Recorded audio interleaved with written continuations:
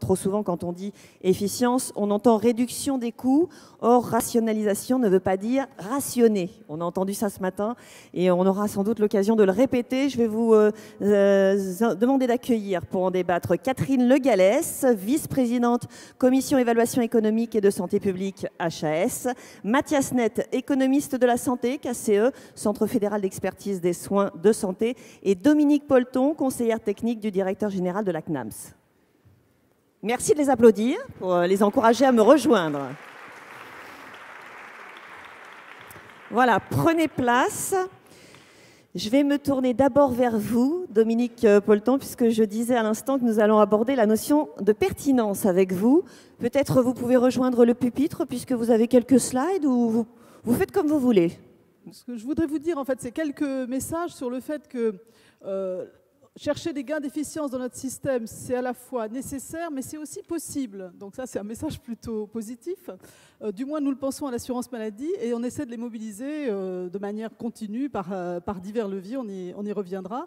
C'est nécessaire parce que, quel que soit à la limite le niveau des ressources qu'on a dans notre système de santé, c'est-à-dire quelque part arriver à gagner en efficience, ça veut dire que pour ce niveau de ressources, on fera mieux sur la qualité des soins, la santé de la population, et de toute façon, il faut le faire quel que soit le niveau des moyens dont on dispose. Mais à l'évidence, c'est d'autant plus important dans un contexte, tout à l'heure Christian l'a dit, où on est quand même très en tension sur la ressource, parce que nos ressources, elles dépendent globalement de notre croissance, donc aujourd'hui, elles évoluent faiblement. Et le fait de pouvoir, si vous voulez, avoir une régulation médicalisée sur la pertinence des soins, sur l'efficience des soins, d'une certaine façon, c'est ça de gagner qu'on ne fera pas avec des mesures qui nous évitera d'avoir des mesures plus dures de rationnement, de déremboursement. Et c'est aussi ça qui nous permet d'avoir des marges de manœuvre pour intégrer des progrès techniques qui ont une valeur ajoutée et dont certains, effectivement, constituent de vrais progrès pour les patients. Donc c'est d'autant plus nécessaire dans un moment de tension sur les ressources. La deuxième chose, c'est que c'est possible. Alors c'est possible parce que, si vous voulez, je pense quand même qu'on a beaucoup progressé aujourd'hui, à minima dans le diagnostic et malgré tout un peu aussi dans les leviers d'action. Dans le diagnostic, on a effectivement des données. Alors, j'ai entendu tout à l'heure une intervention sur le partage. On pourrait y revenir si vous voulez. C'est un débat qui d'ailleurs va quand même pas mal évoluer avec la loi de santé et l'article qui effectivement organise une autre forme d'ouverture sur ces données. Mais ces données, elles sont déjà quand même utilisées par un certain nombre d'acteurs, dont l'assurance maladie, et elles nous donnent une capacité collective, même si elles ne sont pas parfaites. On l'a dit à l'instant, il n'y a pas forcément de données cliniques très précises, mais elles sont quand même suffisamment riches. Je vous en donnerai trois exemples pour montrer des choses dans le système, pour détecter soit des disparités de pratiques qui nous interrogent, soit des écarts aux recommandations qui sont publiées. Et elles montrent en tout cas qu'il y a des marges à qualité équivalente pour avoir les résultats de soins équivalents avec une meilleure économie de moyens. Alors je vous donne 2-3 exemples. Non, d'abord avant, excusez-moi. Et je voudrais dire que là-dessus, effectivement, c'est quelque part, ce qui nous permet de faire ça, c'est à la fois le diagnostic de ces marges, mais c'est du coup, effectivement, quelque part des recommandations, pas forcément toujours des normes, mais au moins des recommandations ou des évaluations sur ce qu'il faut faire et ce qu'il ne faut pas faire. Et de ce point de vue-là, si vous voulez, on parle beaucoup, et on y reviendra, de l'évaluation médico-économique, de sa place dans le système de santé, mais avant même l'évaluation médico-économique, les recommandations de pratique clinique, les recommandations de bon usage, elles sont déjà des recommandations qui permettent de faire beaucoup de gains d'efficience. Parce que ces recommandations, elles disent ce qu'il faut faire, mais aussi ce qu'il ne faut pas faire, ou ce qui est inutile, ou ce qui n'est pas pertinent, ou ce qui a un bénéfice-risque qui n'est pas si favorable que ça. Donc rien qu'en appliquant les recommandations de pratique clinique et avant même de faire des études coût-efficacité, on a déjà des marges. Et puis ensuite, effectivement, le développement des évaluations médico-économiques que fait la Haute Autorité de Santé depuis un certain nombre d'années, elle permet aussi de dire, quand il y a plusieurs stratégies possibles, finalement, laquelle est la plus efficiente et laquelle il faudrait favoriser. Et enfin, dernier point, et là aussi c'est plus récent, mais je laisserai Catherine le commenter de manière beaucoup plus développée. Finalement, quand on rentre des innovations dans notre système, quelle est leur valeur ajoutée, mais aussi quel est ce rapport entre la valeur ajoutée et leur coût, et d'une certaine manière, à quel prix faut-il les prendre, et quel est leur rapport coût-efficacité. Donc tous ces éléments-là nous aident quand même à faire progresser le système en termes de pertinence. Je voudrais juste vous donner 2-3 exemples. Par exemple, sur des recommandations toutes simples. Alors là aussi, je suis étonnée que des interventions dans la salle précédente aient anticipé ces questionnements, mais on a regardé, par exemple, l'usage de certains antidiabétiques comme les gliptines, mais d'autres. Je vous donne quelques exemples, c'est juste pour faire des petits focus. Et on voit qu'aujourd'hui, l'usage de ces produits, par exemple en l'occurrence les gliptines dans le diabète, il y a à la fois une fraction non négligeable de patients qui ont ces produits dans des indications qui sont hors AMM, et puis il y a une autre fraction de ces patients qui ont ces produits dans des indications que la HAS, puisqu'elle a la possibilité de le faire, à la lecture des essais cliniques et à l'analyse des essais cliniques, dont elle a considéré que le service médical rendu était insuffisant, ce qu'on appelle des indications thérapeutiques remboursables, qu'effectivement, là, l'assurance maladie, normalement, ne devrait pas rembourser. Mais en l'occurrence, si vous voulez, ce n'est pas du tout négligeable. Vous voyez qu'aujourd'hui, on a 27% des patients à qui sont prescrits une gliptine en 2013 qui ont des prescriptions hors AMM ou hors indication thérapeutique remboursable. Et ça, ce n'est pas à la limite de l'analyse médico-économique, c'est déjà effectivement un ensemble de recommandations qui, si on les suivait collectivement, et bien sûr, je sais qu'il y a des marges pour les prescripteurs individuels, il faut qu'il y ait des marges d'appréciation. Mais vous voyez bien, ce qu'on construit collectivement, finalement, est quand même très éloigné de la recommandation et montre que cet écart dépasse les marges d'appréciation que peuvent avoir des prescripteurs individuels. Deuxième exemple, ce sont des recommandations des anesthésistes réanimateurs qui nous disent dans un certain nombre de cas, quand il n'y a pas de risque hémorragique, les bilans pré-anesthésiques sont inutiles. On regarde ça, on voit que c'est extraordinairement variable d'un département à l'autre, d'un établissement à l'autre. Je pense qu'il y a pas mal d'établissements dans la salle, donc c'est un exemple qui vous parle peut-être un peu plus que l'exemple des gliptines qui sont quand même prescrits en médecine de ville. Mais donc cette question-là aussi, c'est de se dire, et à chaque fois, si vous voulez, ce sont des sommes qui ne sont pas du tout négligeables quand même, qu'on pourrait sans doute économiser, puisqu'en tout cas les professionnels nous disent, au fond, dans un certain nombre de cas, ce n'est pas utile de le faire. Donc déjà, ces recommandations, tout simplement, les suivre est déjà un facteur d'efficience au sens où on peut éviter des dépenses qui ne sont pas très utiles. Après, il y a des aspects qui sont plus effectivement liés à l'évaluation médico-économique. Récemment, la Haute Autorité de Santé a analysé les traitements du syndrome d'apnée du sommeil, qui, vous savez, ont 2 traitements, la pression positive continue ou les orthèses d'avancée mandibulaire. Et traitements qui sont sur certains types de patients et qu'on considère comme équivalents. Alors vous me direz, c'est le cas simple. Quand c'est équivalent et qu'il y en a un qui est moins cher que l'autre, c'est peut-être mieux, en tout cas en première intention, d'utiliser le moins cher. Mais finalement, dans notre système, on peut remarquer que dans beaucoup de cas, ça n'est pas fait. Et ces choses qui sont finalement de bon sens, où on dit, si effectivement on n'a pas démontré de supériorité, on pourrait déjà essayer en première intention d'utiliser les traitements les moins coûteux. En réalité, on le fait très peu chez nous. On est assez immédiatement sur les traitements de dernière sorties les plus récemment et les plus chers.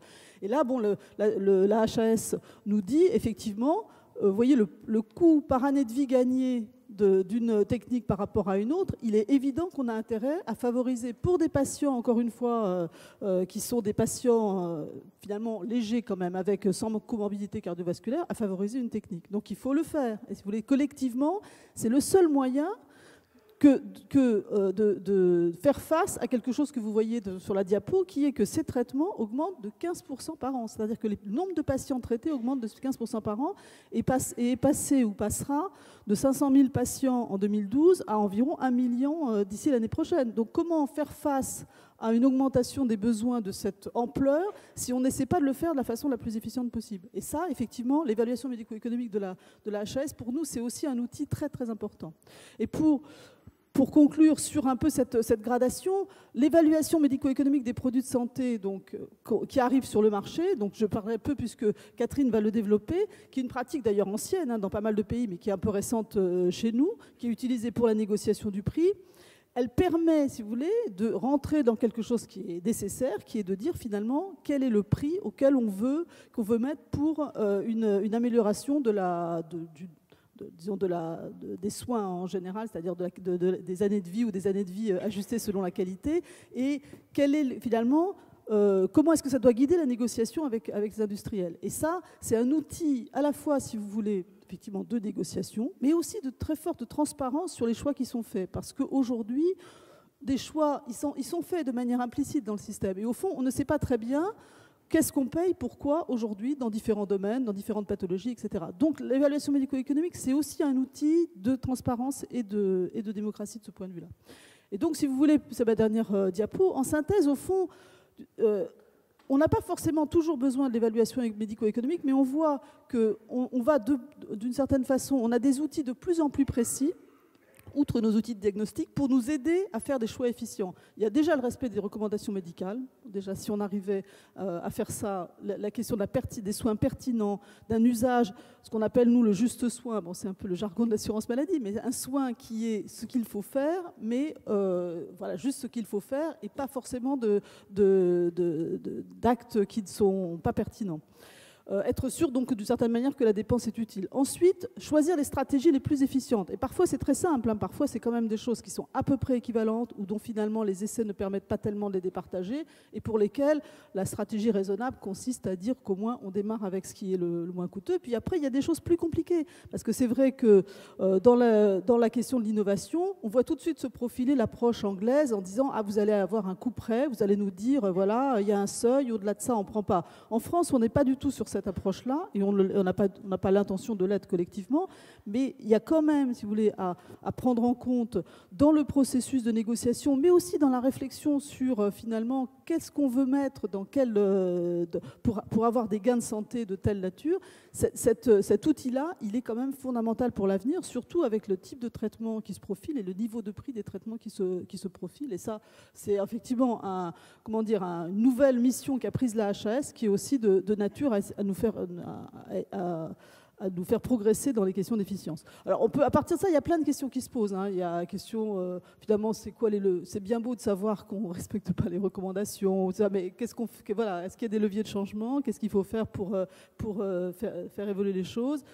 Il y a aussi des questions qui ne sont pas simples sur l'actualisation quand même de tout ça, parce qu'on voit bien qu'il y a parfois un peu un écart entre ce que dit la Haute Autorité de Santé et puis certaines communautés professionnelles qui estiment que voilà, ils doivent aller au-delà de ça, que les choses ont changé, que maintenant les leaders d'opinion disent des choses différentes. Donc on rencontre aussi ça, et ce n'est pas une question simple. C'est un peu la légitimité de tout ça et l'acceptabilité par la communauté professionnelle de ces recommandations. Mais bon, ça ce sont des questions, on ne peut pas tout couvrir. On va ouvrir aux questions de la salle. Manifestez-vous si vous avez des questions. Peut-être vous pouvez nous donner quelques éléments de réponse sur cette question des leviers. Effectivement, de dire nous ne sommes pas en recommandation, mais une ou deux pistes sur ces leviers quand même.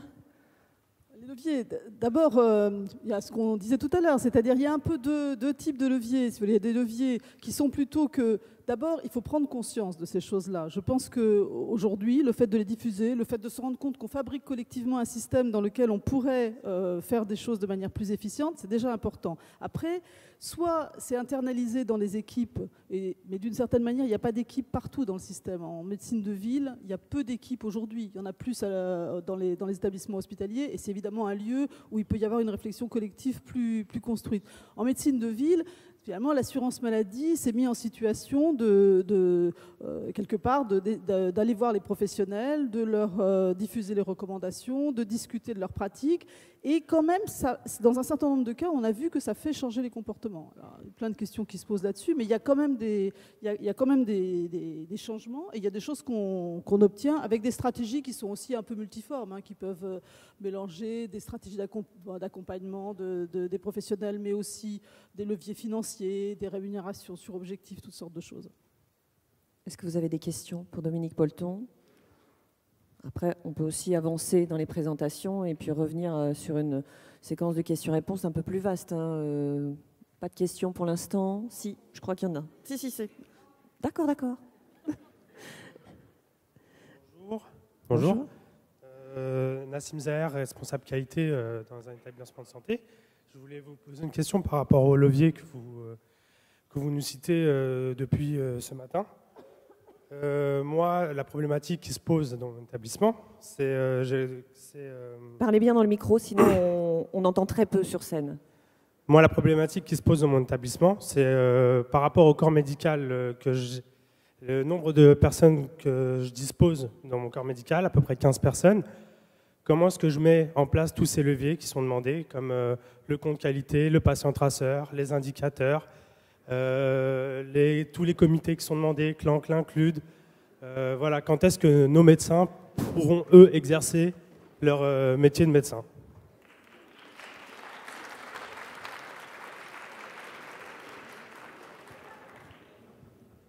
Vous faites référence à un mouvement qui est un peu général, qui est effectivement que toute cette question du reporting, de la traçabilité, de l'explicitation de ce qu'on fait partie prenante aujourd'hui des métiers, comme c'est pas dans d'autres professions, hein, c'est pas la seule. Je pense qu'on est quand même aidé aussi par de plus en plus d'outils, malgré tout. Vous avez raison de dire que c'est du temps humain, mais c'est quand même aujourd'hui, avec le développement des outils informatiques, des choses... Oui, mais il faut aussi du temps pour s'approprier les outils. Donc voilà, c'est... Mais je veux dire, vous voyez, par exemple, aujourd'hui, si on relève à la main toutes sortes de choses, c'est impossible. Si ça vient du dossier médical informatisé, là je parle même y compris en médecine de ville, hein, c'est quelque chose qui va se faire. Si la prescription est faite électroniquement, ça change beaucoup les choses. Donc il y a une période de transition aussi, avec un effort à fournir. Oui. Sans doute, oui. Est-ce que vous avez d'autres questions ? D'autres questions? Bon, peut-être on va enchaîner, peut-être avec vous, Mathias Net. Est-ce que vous préférez aller au pupitre, comme vous vous sentez le plus à l'aise? Voilà. Voilà. Merci. Alors, on va revenir évidemment, on va rester sur le pourquoi faire les évaluations économiques, les conséquences qu'il y aura à ne pas en faire, et vous allez vous appuyer sur un exemple concret, celui de la TAVI. Oui, tout à fait. D'abord, je veux remercier les collègues de HAS pour m'inviter ici à votre colloque. Je pensais d'abord que c'était pour mon fait, parce que je travaille aussi 10 ans pour le CACIE, mais je ne parle pas très bien le français, donc j'avais mal compris. On est ici pour les 10 ans d'HAS et je dois féliciter l'HAS parce qu'elle a une bonne réputation aussi en Belgique. Et donc, oui, c'est vrai. Et aussi, dans mon présentation, je veux parler de HTA, qu'est-ce que c'est? Je veux montrer le contraste avec le Clinical Practice Guidelines, les autres perspectives du médecin et du patient. Après ça, pourquoi est-ce que c'est très important d'aussi faire des évaluations économiques? Et je vais illustrer ça à la fin de mon présentation avec l'exemple du TAVI. Est-ce que je peux avoir les slides, s'il vous plaît? OK. Donc, le titre de la présentation, l'importance des considérations économiques dans les décisions de remboursement. D'abord, qu'est-ce que c'est un HTA? Eh bien, si on regarde les définitions, plusieurs définitions, il y en a deux choses qui sont importantes. La première chose, c'est que c'est un processus multidisciplinaire. Beaucoup de gens pensent, quand on parle avec un économiste de la santé, qu'ils pensent que l'aspect économique est le plus important, mais ce n'est pas vrai. L'aspect médical, ça c'est le plus important, et on a besoin de ça comme input pour faire notre évaluation. En théorie, on regarde aussi l'aspect organisationnel, éthique et des autres choses, mais en pratique, c'est surtout l'aspect médical et économique qu'on va regarder. La deuxième chose, et pourquoi est-ce qu'on fait ça? Eh bien, c'est pour guider notre policymaker, ceux qui doivent prendre les décisions, et on essaie de faire ça très objectivement, par appliquer le concept de evidence-based medicine et d'être très transparent en tout ce qu'on fait. Mais naturellement, l'HTA, ce n'est pas la seule chose dans le monde. On a aussi la perspective de Clinical Practice Guideline, perspective de médecins et patients. Et dans cette perspective, c'est le médecin qui essaie de faire le mieux pour son patient individuel. Il regarde pour ça la sécurité, l'efficacité, et c'est possible qu'il est influencé par l'évidence centrée sur la maladie, de ce que ses collègues disent, des évaluations sur des paramètres de substitution, etc. Et à l'autre côté, on a l'aspect de l'HTA, la perspective de l'HTA. Là-bas, on essaie de pas seulement faire le mieux pour un individuel, mais pour toute la population, pour la société.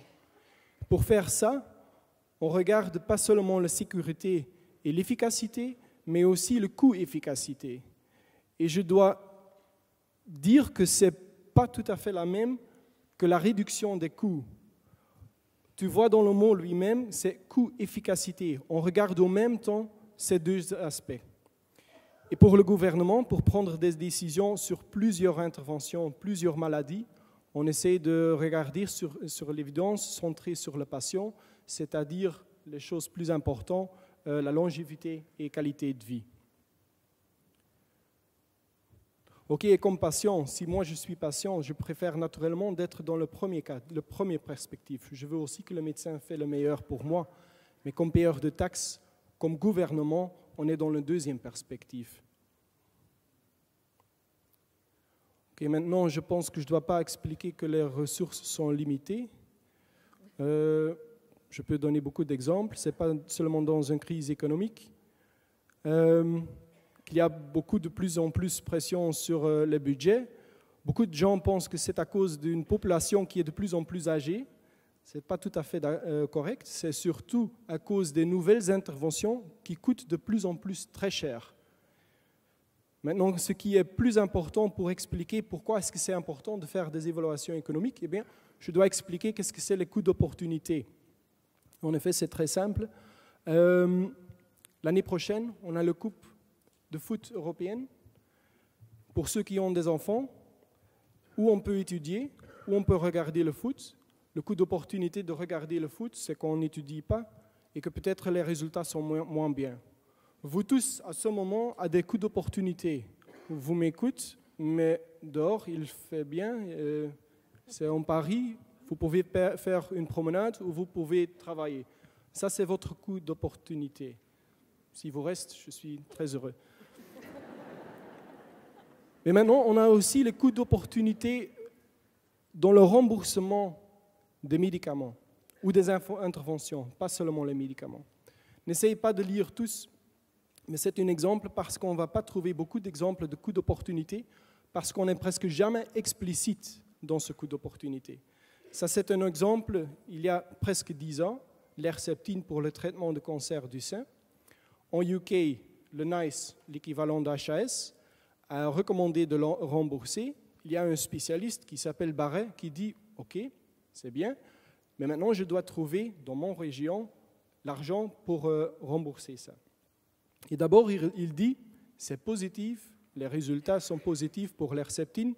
Et dans mon région, j'ai 75 patients et pour ça, j'ai besoin d'en plus de 2 millions British pounds. Et comme ça, je peux guérir 3 patients en plus. » Donc, pas seulement 3, mais de 40 par exemple à 43. 3 patients en plus. Et maintenant, il fait l'exercice, où est-ce que je peux trouver l'argent pour financer tout ça? Il commençait à lister des interventions dans son domaine.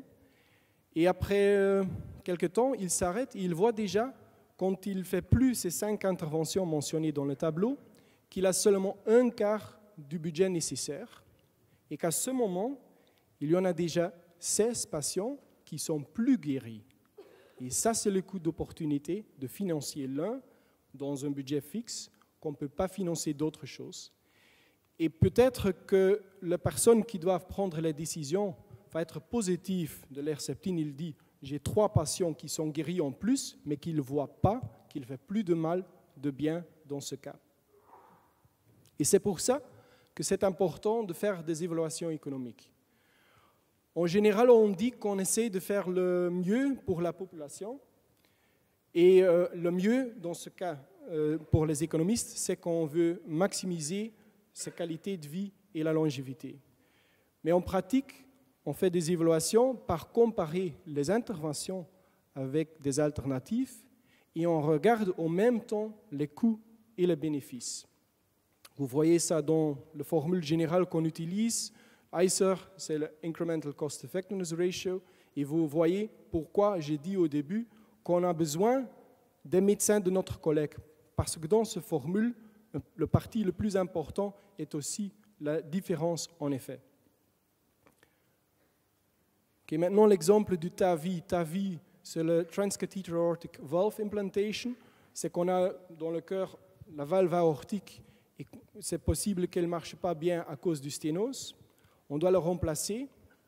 Dans le passé, c'était une intervention très invasive avec une chirurgie au cœur ouvert. Maintenant, il y a une alternative depuis plusieurs années de faire ça moins invasif avec une incision et avec un cathéter, on peut positionner une nouvelle valve. À ce moment, des spécialistes disaient, c'est vrai, c'est une alternative équivalente. Il y a une réduction du trauma chirurgical, vous pouvez s'imaginer. C'était la pratique actuelle.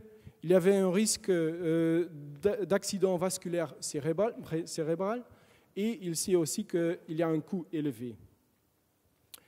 Maintenant, d'abord, si on regarde les Clinical Practice Guidelines, on a une recommandation positive de niveau 2A, classe 2A, niveau B.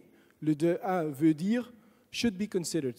On doit le considérer parce qu'il y a de l'évidence que l'efficacité et sécurité est bien. Le niveau B veut dire que c'est supporté avec des données d'un RCT, Randomized Control Trial. Mais maintenant, en Belgique, on n'a pas de remboursement. On a recommandé nous-mêmes de ne pas rembourser. C'est une contradiction? Eh bien, je vais donner plus de détails dans ce cas. Pour une population à haut risque, on avait le TAVI ou le remboursement chirurgical. Et à ce moment, en 2011, on avait des données qu'on disait la mortalité est équivalente après un an. Il n'y avait pas d'une amélioration dans la qualité de vie. Il y avait un doublement de risque d'AVC.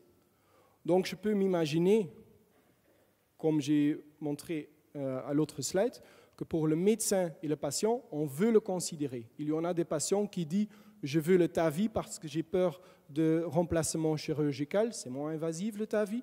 Il y en a des autres patients qui disent « ce risque d'AVC, je préfère le remplacement chirurgical ».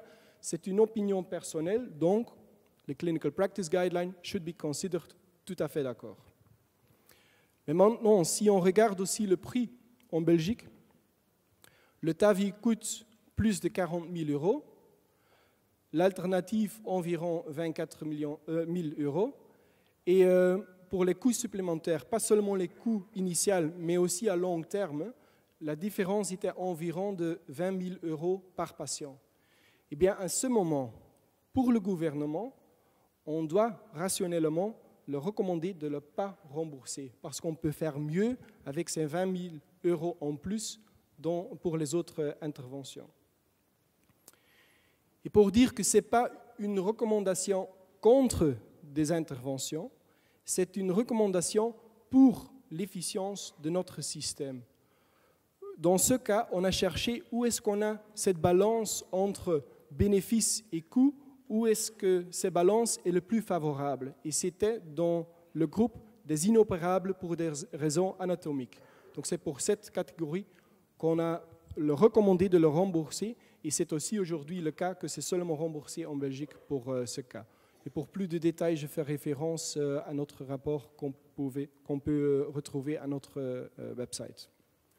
Donc pour terminer, j'espère que maintenant, après ces 15 minutes, on a une idée qu'est-ce que c'est l'HTA, pourquoi c'est important de faire le parti naturellement médical, mais aussi économique, pourquoi est-ce qu'on fait ça, et que vous compreniez aussi un petit peu les différentes perspectives des différents partis et que ça peut vous aider dans ces discussions qui ne sont pas faciles, pas du tout, et très sensibles.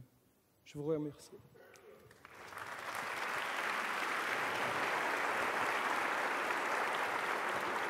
Est-ce que vous avez des questions ? J'en ai une quand même qui me vient en regardant la fin de la présentation, c'est que quand même à chercher l'efficience, on ne risque pas d'aboutir à une médecine à deux vitesses.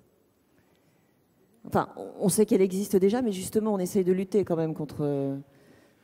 Peut-être j'ai aussi préparé... de la recommandation sur le TAVI est vraiment criant là-dessus. Hein.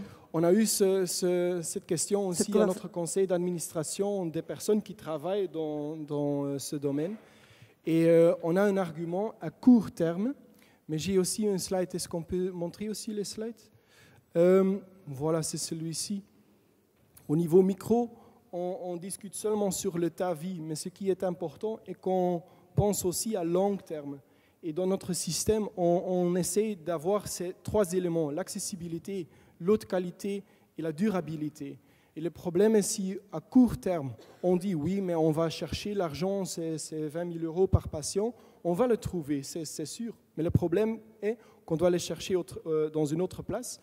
Et c'est par exemple par le co-payment des patients. C'est possible. À ce moment, on a des problèmes avec l'accessibilité. Ou, en Belgique, à ce moment, 4 sur 10 hôpitaux a des chiffres en rouge. Et j'entends que c'est surtout sur les infirmières qu'on dit on doit faire le même travail avec moins de personnes. À ce moment, c'est possible qu'on a des problèmes avec la qualité des soins qu'on donne. Donc, au long terme, on a cette influence. Et c'est pour ça qu'on veut protéger notre système, que ça reste affordable, qu'on peut le payer à long terme avec les ressources qu'on a. Est-ce que vous voulez prendre la parole, poser une question ? Non ? Pas de questions ? Manifestez-vous, parce que d'ici, avec les lumières, nous, on ne vous voit pas du tout de la scène. Bon, je vous propose à ce moment-là qu'on enchaîne et qu'on reporte encore les questions. Ça viendra peut-être un petit peu plus tard avec vous, Catherine Le Gallès. On va revenir sur la situation en France. On va laisser un petit peu Mathias Net de côté, l'expérience que nous avons et les conclusions qu'on peut peut-être commencer à tirer d'un premier bilan ici. Oui, merci. Et puis, je dirais merci à Dominique et à Mathias parce qu'ils vont largement faciliter mon intervention. D'une part parce que, notamment sur les questions d'efficience et stratégie, je ne vais pas beaucoup en parler. Et puis que c'est vrai que je n'avais pas beaucoup prévu de parler des techniques d'évaluation et que le KCE le fait très bien, même si nous avons des différences en termes de choix méthodologiques. Mais je crois que nous nous inscrivons tout à fait à la Commission d'évaluation économique et de santé publique de la Haute Autorité dans le même type de perspective que celle du KCE. Et j'avoue que parfois les travaux du KCE nous sont bien utiles. Donc effectivement, on va, dès que j'aurai compris comment ça fonctionne, on va un petit peu parler, puisqu'en fait, on m'avait dit l'efficience dans les décisions de prise en charge. Alors la première chose que je dois dire, et qui est importante, je crois, et qui doit être bien comprise, mais qui n'est pas, à mon sens, une limite de notre action, c'est que cette commission qui, à la Haute Autorité de Santé, est plus particulièrement préoccupée par les questions de mesure d'efficience, cette commission n'est pas une commission décisionnaire. C'est une commission qui contribue, qui éclaire au débat et qui éclaire pour l'instant, on l'espère en tout cas, dans un certain nombre de situations, le décideur public lorsqu'il s'agit de prendre un certain nombre de décisions dont on a vu qu'elles sont assez compliquées à prendre puisque effectivement, qu'on soit en situation de croissance extrêmement réduite ou pas, la question de la meilleure allocation des fonds est une question extrêmement importante. Alors, comment est-ce que la CESP essaye de travailler et avec quel type d'outils ? Je dirais, historiquement, je pense que les premiers travaux qui ont été l'occasion d'introduire la notion d'évaluation économique et donc d'efficience ont été les travaux de recommandation de santé publique, beaucoup dans le domaine du dépistage. Est-ce qu'il vaut mieux dépister et si oui, quelle population et à quel coût ? Donc, action, je dirais, de santé publique, action en santé en population. Et puis, Dominique Polton l'a rappelé, nous avons aussi travaillé sur des questions d'évaluation économique de technologie. L'exemple du SAOS qui vient d'être rappelé est un très bon exemple du type de travaux que nous pouvons être amenés à faire.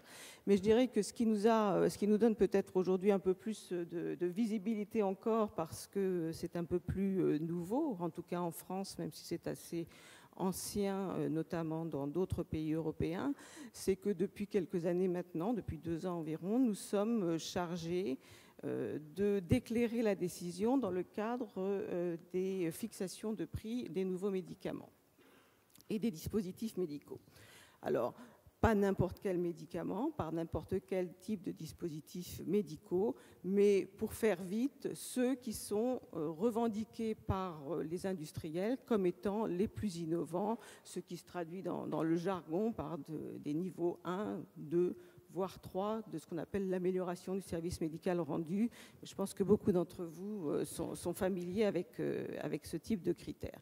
Mais disons des médicaments qui sont susceptibles de modifier de manière importante la façon de répondre à des besoins de santé.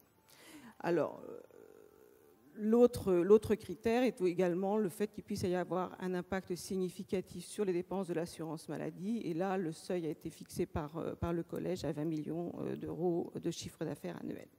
Donc, des médicaments particuliers sur lesquels on est amené à travailler. Et comme je l'ai dit, c'est un éclairage aujourd'hui de la décision publique. C'est-à-dire que notre avis n'est pas fait, je dirais, dans n'importe quelle circonstance. C'est au moment où il y a ouverture d'une négociation de prix entre le comité économique des produits de santé et l'industriel que l'industriel est amené, dans les cas très particuliers que je vous ai signalés, à déposer un dossier dans lequel il documente de manière prospective l'efficience attendue du produit. Nos avis aujourd'hui, et c'est un regret, ne sont pas publiés en temps réel. Et je reviendrai là-dessus sans doute un petit peu en conclusion, mais ils sont aujourd'hui publiés lorsque la négociation est terminée entre l'industriel et le CEPS, ce qui fait que je pense qu'aujourd'hui on doit avoir moins des doigts d'une main qui sont... Je vois Catherine... Ah non, on en a 8 avis qui sont publiés, donc je vous invite à regarder si vous ne l'avez pas déjà fait.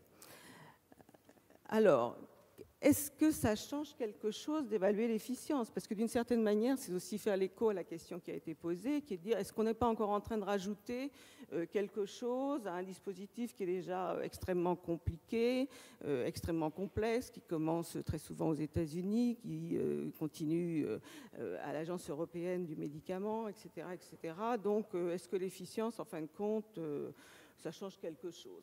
Et pardon, est-ce que ça change, et pourquoi est-ce que ça change quelque chose ou pour qui? Alors, première chose, c'est qu'effectivement, le nombre de produits est limité. Vous voyez bien que le périmètre qui a été choisi par le législateur fait qu'aujourd'hui, on a un nombre relativement de médicaments, mais je ne dirais pas n'importe quel médicament. Ce sont des médicaments qui sont revendiqués comme importants, comme ayant susceptibles d'apporter une innovation majeure, et dans des pathologies, je dirais, assez diverses. Pour ne prendre que quelques exemples, je pense que le printemps a été largement occupé par les questions liées à l'hépatite C, par exemple, qui sont quand même des préoccupations extrêmement connues aujourd'hui, mais nous avons aussi des vaccins, nous avons beaucoup de produits anticancéreux, donc des produits assez particuliers, même s'ils sont en nombre limité. Alors, ce qu'on vous a mis ici, c'est simplement aujourd'hui où on en est, c'est-à-dire que vous voyez bien que la manière dont le produit rentre dans le système, dans notre demande, dans le renseignement de l'efficience aujourd'hui en France, c'est sur la base de la revendication. Donc, on a eu à peu près deux produits pour lesquels la revendication était un ASMR 1. La majorité des produits sont des produits d'ASMR 2, ce qui est quand même tout à fait considérable. Et on voit bien que quelquefois, et de manière, ce quelquefois est relativement fréquent, il y a une différence entre la revendication et l'obtention. Vous voyez qu'il y a eu 2 ASMR 1, mais aucune n'a été obtenue. Nous travaillons a priori sur la base de cette revendication. Alors, qu'est-ce qu'on obtient? Quel est notre rapport, l'apport que nous sommes, le type d'information que nous sommes capables de produire sur la base, une fois de plus, et c'est important, de l'information qui nous est produite et qui nous est donnée par l'industriel au moment où il dépose son dossier. Alors, ratio différentiel, c'est ce que Mathias appelait l'ICER, mais donc c'est ce ratio qui va faire la relation entre l'amélioration de qualité de vie et d'années de vie pondérées par la qualité, et puis le coût, le montant des ressources qu'il faut allouer pour obtenir cette amélioration. Alors, la première chose qu'on peut dire, c'est que nous avons rencontré un produit dominant, c'est-à-dire un produit qui était à la fois plus efficace que les produits qu'on utilisait jusqu'à présent pour prendre en charge ce type de personnes, plus efficace et moins coûteux. C'est une situation, je dirais, qui est extrêmement favorable, mais évidemment, relativement, j'allais dire, évidemment, pourquoi pas, on pourrait imaginer qu'elle soit plus fréquente. Pour l'instant, elle a été relativement peu fréquente, un seul cas. On a aussi un deuxième ensemble de difficultés qui est qu'il faut que les travaux sur lesquels nous nous appuyons soit de qualité suffisante au plan méthodologique pour que nous puissions effectivement porter un jugement, porter une évaluation sur l'information qui est produite. Et malheureusement, dans un certain nombre de cas, pour des raisons, j'allais dire, strictement de méthode, de manière dont le dossier avait été construit, il n'a pas toujours été possible de pouvoir renseigner l'efficience des produits. J'espère très très sincèrement que nous sommes simplement là face à un problème de courbe d'apprentissage et que ça ne se retrouvera que de manière de moins en moins fréquente. Et puis quand on regarde ce ratio qu'on en obtient, même si c'est toujours extrêmement difficile de réduire tout ça à un seul chiffre, eh bien vous voyez qu'on a des chiffres extrêmement variés. On a des produits qui, lorsqu'on les compare, lorsqu'ils se comparent aux autres options qui sont aujourd'hui disponibles pour prendre en charge ces patients, eh bien, il faut dépenser 5 800 € supplémentaires pour obtenir une année de vie corrigée par la qualité supplémentaire. Et puis dans d'autres cas, il faut dépenser 200 000 €. Et évidemment, de 5 800 € par QALY à 200 000 € par QALY, on voit bien qu'on n'est pas du tout sur les mêmes ordres de grandeur et c'est là où j'insiste, la CESP n'est pas là pour prendre des décisions. Il me semble que c'est une information extrêmement importante aujourd'hui que de savoir quel est le montant de ressources qu'il va falloir que nous acceptions collectivement de dépenser pour obtenir cette amélioration d'état de santé. Et est-ce qu'effectivement, c'est bien là que l'on veut allouer nos ressources qui, par définition, sont limitées? Donc, grande variation. Et donc, la question, c'est une fois qu'on a fait tout ce travail, est-ce que ça change quelque chose? Alors, c'est extrêmement difficile de répondre à cette question-là pour plusieurs raisons. La première, c'est que nous avons collectivement dans la commission l'ambition, le manque de modestie de penser que ça peut avoir servi. Alors, sur la base d'une information très partielle, qui est de dire que ce qu'on constate, c'est que les prix qui sont obtenus sont très souvent très inférieurs, ou souvent inférieurs au prix qui avait été demandé initialement par l'industriel.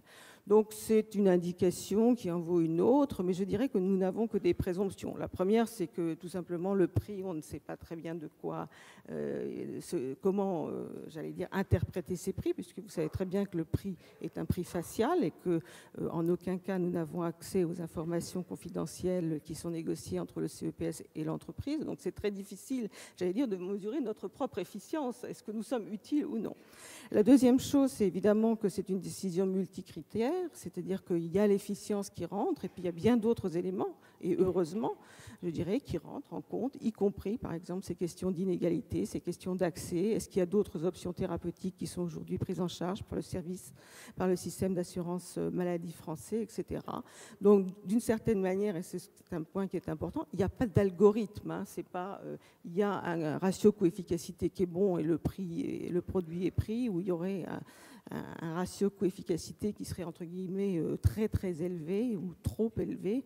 En France, comme l'a rappelé Dominique Polton, il n'y a pas de seuil, il n'y a pas de système où on dirait c'est trop ou de stop and go pour prendre une analogie qui a évidemment beaucoup de limites. Donc pas de seuil, donc effectivement assez difficile de savoir. Je crois que au-delà de ça, ce que ça a changé, c'est premièrement que on a montré que c'était possible sans effet négatif sur les augmentations de délais pour l'industriel, c'est évidemment, c'est-à-dire qu'il n'y a pas de problème pour l'industriel et il n'y a pas de problème pour les patients, il n'y a pas de retard d'accès par les patients du fait de l'intervention, de l'introduction de cette nouvelle mesure de l'efficience. D'autre part, et je crois que je ne reviendrai pas, je pense que Dominique a largement développé ce point, ce qu'on essaye de démontrer, ce qu'on a montré, c'est que évaluer l'efficience, ce n'est pas rationné. Si vous regardez cette variance, cette fourchette de ratio coût-efficacité dont je vous ai parlé, aucun de ces produits n'a pas été pris en charge par l'assurance maladie à un moment ou à un autre.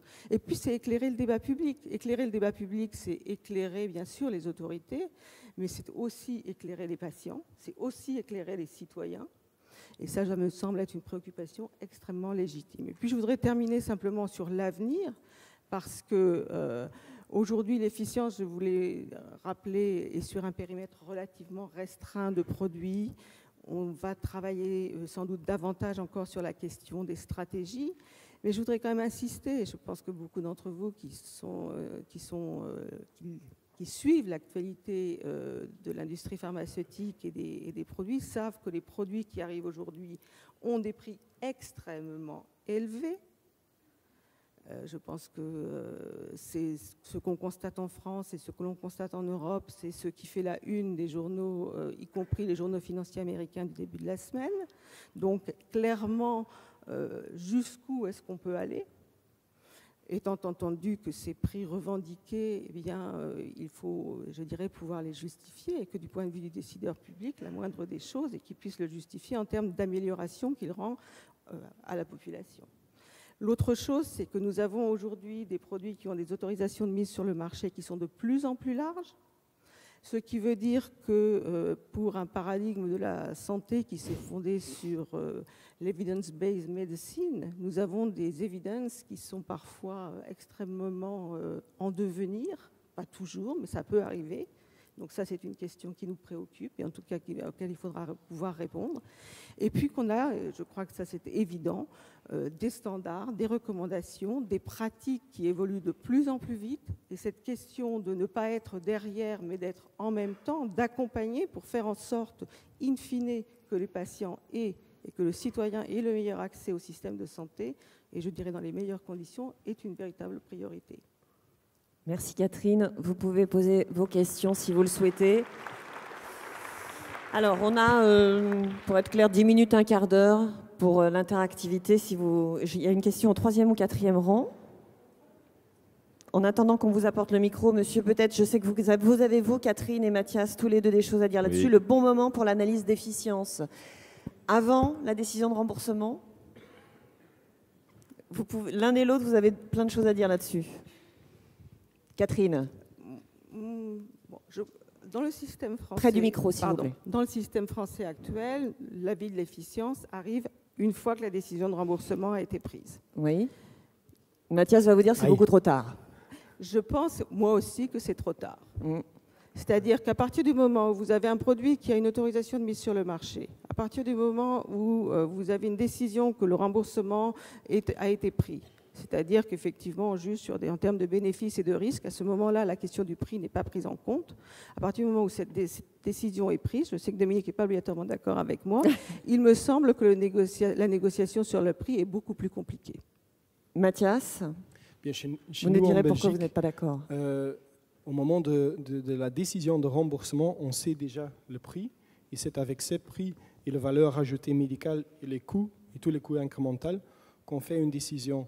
On préfère ça à ce moment parce qu'une fois qu'une intervention est diffusée sur le marché en grande échelle, c'est très, très difficile de retourner une décision. Une fois qu'on l'utilise en 25 hôpitaux, et après on va dire « Ah, mais c'est seulement dans un petit groupe et on a seulement besoin de 2 ou 3 hôpitaux ». La discussion est plus forte et on voit que c'est très, très difficile de retourner une décision. Mais ça pourrait aller jusqu'à jouer ou influer sur le niveau du prix? Catherine Le Gallès? Je pense que aujourd'hui, tel qu'est positionné l'avis d'efficience, c'est vraiment pour permettre de savoir quel est le prix et d'aider à la négociation du prix. Ouais. La question qui se pose, c'est effectivement, est-ce que c'est le meilleur usage que l'on peut faire des avis d'efficience, c'est-à-dire de cette mesure qui met en relation prix, enfin coût et efficacité. Dominique Polton. Je pense qu'on est un peu sur un processus qui est évolutif, c'est-à-dire qu'aujourd'hui, on a introduit cette dimension de l'évaluation médico-économique qui est quand même en France très sensible parce que effectivement, l'idée qu'ont beaucoup de gens, c'est qu'on va dire qu'on ne rembourse pas parce que le ratio coût-efficacité est au-delà d'un seuil. Et cet exemple, mais qui est quand même finalement, moi je trouve assez rare, qui est l'exemple de NICE, qui est très clair, effectivement. Pas toujours sans que ça d'ailleurs dans le cancer, puisqu'il y a eu beaucoup de choses qui ont été faites en dehors du seuil, mais qui a une certaine clarté qu'il faut reconnaître, qui est de dire effectivement, moi, je veux que ces sommes soient allouées pour profiter au maximum de patients. Donc si j'ai des patients qui me coûtent extrêmement cher et qui empêchent beaucoup d'autres patients de profiter de ces sommes-là, eh bien je ne prends pas l'équipement. Et les Anglais ont toujours été comme ça. Nous, on n'a pas du tout cette tradition-là et on n'a pas cette façon de raisonner. On dit effectivement, nous on veut l'accès à tous ces produits et on va essayer de les avoir au meilleur prix. Ça a été toujours un peu la tradition française. Je pense qu'avoir une évaluation économique aujourd'hui aide dans la négociation du prix, y compris parce qu'il y a peut-être des choses qui, au bout d'un moment, c'est-à-dire ne se négocieront pas, d'une certaine façon, parce que les industriels ont des revendications trop élevées. Ça peut arriver. Et puis, je pense que progressivement, cette séquence qui est très française, qui est de dire, alors moi, je regarde d'abord la valeur ajoutée médicale, et c'est là-dessus que je vais surtout prendre des décisions. Et ensuite, on regardera le rapport coût-efficacité. Je pense quand même que ça va se rapprocher à un moment donné, et que c'est cet ensemble-là qui va faire la décision. Pas forcément de manière avec un coût près, mais de façon plus intégrée entre la question du bénéfice et du coût. Pour seulement donner un exemple, en Belgique, avec le NIPT, Non-Invasive Prenatal Testing, c'est pour le syndrome de Down, trisomie 21. en Belgique, on a dit, au prix actuel, c'est très coût-efficace aux deuxième ligne, chez les patients à haut risque. Et on a déjà à ce moment calculé à quel moment est-ce que c'est aussi efficace, coût-efficace de le proposer à toutes les femmes enceintes. Et maintenant, tu vois que les firmes cherchent de faire le test à ce prix. Ils ont cet incentive parce qu'ils disent, en Belgique, maintenant, c'est seulement sur 5 000 patients et à ce moment, c'est à 100 000 patients. Donc, à ce moment, cet incentive lui pousse de diminuer le prix. Si on dit directement pour toutes les femmes, et après, on va voir le prix, je pense que cette évolution n'est pas là. Donc. Allez, on a des questions dans la salle. Monsieur 4e rang, vous avez le micro. Oui, Emmanuel de Bernière, donc je travaille à la RS-PACA. Et en fait, je voulais vous poser une question, plutôt une suggestion en termes de travail, complémentaire d'analyse médico-économique. On est en train de faire des recompositions hospitalières très importantes et elles vont s'accentuer dans le cadre des groupements hospitaliers de territoire.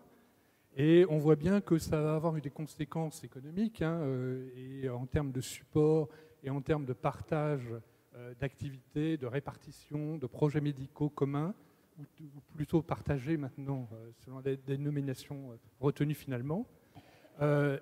Est-ce qu'on ne pourrait pas s'interroger aussi à ce moment-là sur l'intérêt médico-économique et sur des recommandations finalement pour faire en sorte que ces GHT soient ces groupements hospitaliers de territoire qui sont des recompositions, des regroupements d'établissements, en tout cas de partage de certaines de leurs fonctions et de transfert de certaines de leurs activités, de manière à pouvoir dire, voilà, ça c'est le bon niveau et c'est le bon fonctionnement en termes d'efficience, parce qu'on sait aussi qu'il y a parfois des économies d'échelle, mais il y a aussi parfois des déséconomies d'échelle. Donc ça, c'est la première suggestion. Donc travailler sur cette question d'un optimum en termes de regroupement d'établissements hospitaliers sur un territoire. Et deuxième question, qui se rapporte encore plus avec le niveau de la Haute Autorité de Santé, qui est finalement aujourd'hui, dans ce cadre-là des groupements hospitaliers de territoire, quelle pourrait être l'organisation de la qualité entre plusieurs établissements, parce qu'on voit qu'effectivement certains petits établissements ont du mal à mettre en place toute la logistique qui est nécessaire à la définition d'un optimum de qualité et de progresser de cette manière-là. Et quel peut être finalement l'apport des GHT dans ce cadre-là, de manière à pouvoir identifier un bon fonctionnement en termes d'amélioration de la qualité qui soit global sur un territoire. Voilà mes deux questions. Dominique Pelleton. Je pense qu'effectivement, l'aspect que vous citez, c'est-à-dire l'efficience des organisations elles-mêmes, effectivement, jusqu'où faut-il concentrer, où est-ce qu'on atteint un point effectivement de déséconomie d'échelle. Il y a déjà eu pas mal de travaux d'ailleurs là-dessus, mais assez anciens. Il faut reconnaître qu'aujourd'hui, on en voit moins publiés. Ça fait partie effectivement tout à fait des travaux qui ont vocation à faire des économistes de la santé qui sont un peu d'une autre nature, effectivement, que ceux qui sont de l'évaluation médico-économique stricto sensu, mais ça pourrait tout à fait en faire partie. Et d'ailleurs, je pense que l'évaluation économique, il faut d'ailleurs dire, à mon avis, au sens large, c'est plus une approche finalement économique, une approche d'efficience avec les outils de l'économie. Elle a vocation, effectivement, à irriguer beaucoup des secteurs. Elle a vocation à essayer d'analyser l'innovation et le rapport coût-efficacité de l'innovation, mais aussi l'efficience des organisations, mais aussi les stratégies de prévention. Et donc tout ça, finalement, peut bénéficier d'un regard économique, avec peut-être des méthodologies diverses dans ces cas-là. Donc oui, je suis d'accord avec vous. C'est tout à fait, oui. Peut-être simplement pour compléter, je pense qu'effectivement, il faut faire attention que la mesure de l'efficience est une préoccupation. Pour autant, dans la question qui me semble être celle que vous posez, il y a aussi la question de l'équité. C'est-à-dire faire en sorte que vous ne créez pas d'inégalités très concrètes d'accès au système de santé. Quand je parle d'inégalités territoriales, notamment, dont on sait qu'en France, c'est quand même une véritable préoccupation. Et donc, ça veut dire qu'il faut aussi diversifier les méthodologies d'évaluation qu'on va utiliser, dans lesquelles les économistes ont leur place, bien entendu. Une autre question, on vous écoute. On va vous passer le micro tout de suite. Bonjour Philippe Duc, médecin journaliste. Est-ce qu'on vous sent très désabusé? On a le sentiment que vous avez plein d'informations, mais qu'il faut que les professionnels s'approprient, vous ne savez pas si vous êtes efficace. Alors, est-ce que, compte tenu... Mais pas du tout. Compte tenu, voilà ce que je voulais vous entendre dire, quand on fait des visites chez le médecin, mais on ne sait pas si ça va vraiment influencer, c'est très lent, ça prend du temps. Alors qu'on est dans l'urgence quelque part par rapport à la qualité des soins et au coût de tout ça, et qu'il faut faire des économies. Donc, est-ce que vous êtes désabusé ou est-ce que vous y croyez encore? Ah, mais pas du tout. On n'est pas du tout désabusés. J'espère que mon sinon, directeur on n'y aurait pas général consacré dans la une journée entière, mais bon. Alors là, je pense qu'il va le dire également. Non, non, nous, à l'assurance maladie, alors c'est clair, on a cette stratégie, elle est très claire depuis pas mal d'années, et honnêtement, je pense, c'est ce que j'ai dit au début, je pense qu'on a fait beaucoup de progrès. On a fait beaucoup de progrès dans le diagnostic, d'une part, mais ça ne suffit pas. Et on a fait beaucoup de progrès dans les leviers. Et quand tout à l'heure, je n'ai pas eu trop le temps, parce que je ne voulais pas non plus monopoliser la parole, mais on pourrait avoir un amphi entier sur la question des leviers. Comment on fait pour faire bouger les pratiques? Et là, il y a plusieurs, effectivement, je pense qu'il y a aussi plusieurs écoles. Il y a l'idée, c'est pour ça que j'ai tout de suite repris, y compris de la table ronde précédente, l'idée de dire, est-ce que finalement les pratiques bougent mieux quand ce sont les professionnels eux-mêmes qui essaient de bouger et qui, d'une certaine manière, internalisent ces objectifs-là? Est-ce que, alors moi je pense que oui, c'est sûr, et en même temps, nous on a toute une stratégie qui est quand même un peu plus externe, c'est vrai, mais vis-à-vis de professionnels qui sont assez isolés et qui fonctionnent aussi. Nous on évalue la plupart de nos actions.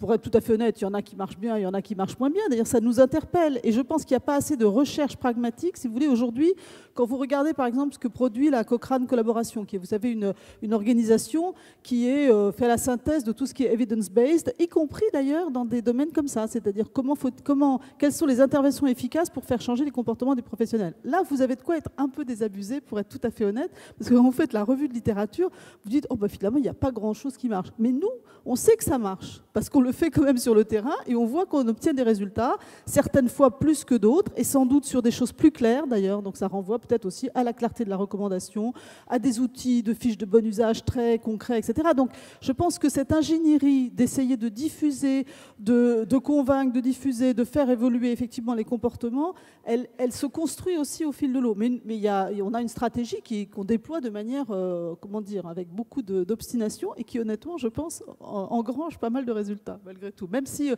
y en a encore des choses devant nous. Elle se construit aussi. Je pense que, si vous voulez, la gestion du risque d'aujourd'hui, ce n'était pas celle qu'on a faite hier et ça ne sera pas non plus celle qu'on inventera demain. C'est-à-dire les outils sont finalement multiples. Vous voyez, on a des outils qui sont parfois des demandes d'accord préalables et qui gardent encore leur sens, même si on pourrait penser que c'est des outils du passé. On a dit, autrefois, on demandait à la Sécu, etc. Finalement, on s'aperçoit que sur un certain nombre de choses, on n'est d'ailleurs pas les seuls, puisque nos amis belges le font et le font beaucoup plus que nous sur certains types de médicaments. Ça garde sa place dans un certain nombre de domaines. Après, il y a des choses qui sont plus incitatives. Il y a aussi des incitations qui peuvent être par beaucoup de leviers, mais qui peuvent être aussi des leviers financiers. Il y a le face-à-face et le retour de pratique qui ont aussi leur place. Donc je pense qu'il y a toute une stratégie et qu'au fond, aujourd'hui, elle porte quand même pas mal ses fruits et qu'il faut continuer à la déployer. Un dernier mot, Catherine, après nous allons être obligés d'enchaîner, mais un dernier mot à vous, Catherine, vous êtes passée un petit peu vite sur les craintes, ça pourrait être un écueil peut-être des analyses d'efficience, que ça retarde les process pour les industriels et que ça retarde aussi l'accès à certains traitements pour les patients. Écoutez, là, crainte non fondée, avez-vous dit? Je dirais crainte non fondée. On en est sûr de ça? Écoutez, on n'a pas eu de plainte, donc si on n'a pas eu de plainte, c'est que pour une fois... Voilà, ça pourrait être évidemment un inconvénient majeur. Mais je voudrais juste compléter la réponse. Je pense qu'il ne faut pas se tromper. Je pense qu'on peut être plus efficace avec l'efficience qu'on ne l'est aujourd'hui. On pourrait le faire dans d'autres situations, on pourrait ne serait-ce que par exemple de permettre à ce que nos avis soient rendus publics lorsque le débat public a lieu, serait une manière de nous rendre plus efficaces. Et pas uniquement, je dirais, pour la décision publique, mais pour permettre qu'on ait un débat dans lequel, effectivement, le citoyen, les patients puissent également participer avec ce type d'information. Donc, je pense qu'il n'y a pas de caractère désabusé, il y a une volonté d'aller plus vite et d'aller plus loin. Voilà, ce sera le mot de la fin.